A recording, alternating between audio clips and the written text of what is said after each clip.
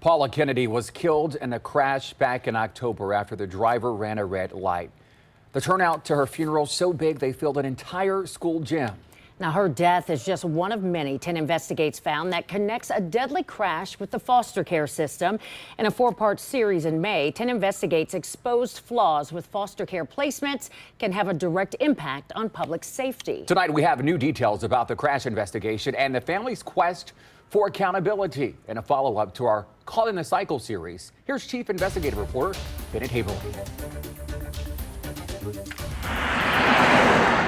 Think back to science class in Newton's Laws of Motion. 449, I got one out. He's in bad shape. We're working on trying to get the other one out. Vehicle's on fire. An object at rest will remain there unless acted upon by a force. 447, tell fire, step it up.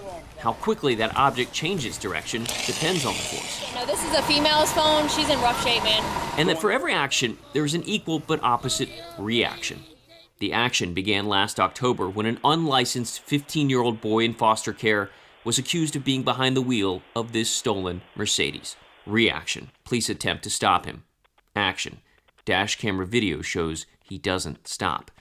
Moments later, a crash. Ma'am, stay with me, 41, okay? 45 on scene, 41 block of Chatterton. Stay with me. 58-year-old Paula Kennedy died of multiple blunt force injuries.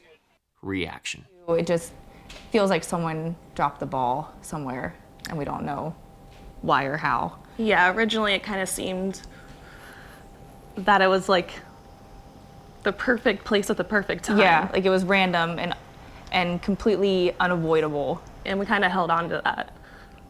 So finding out that if we would have communicated a little better or set up a little bit more precautions, it maybe could have been avoided. I think that's the hardest part. It was really fast. That happened really fast.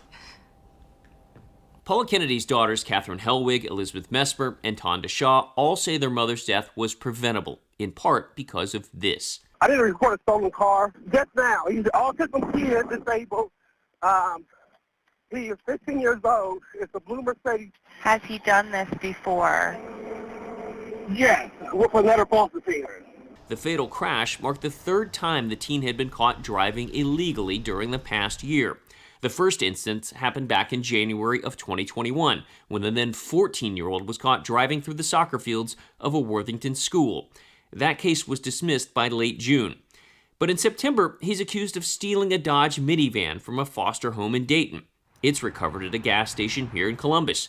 But a delay in deciding where he would face charges meant he wasn't charged with the stolen minivan case until October 22nd, leaving a gap where he wasn't placed in juvenile detention, but in another foster home, where after a short stay, that Mercedes is reported stolen and ends up in a fatal crash. But if you guys would have never have done the story, like we would have never have known any of it. 10 Investigates also found a series of police reports dating back years to the foster parents' home for complaints about missing persons, stolen cars, and domestic violence. They fell short. That child, it wasn't that kid's first time in Children's Services care. He was 15.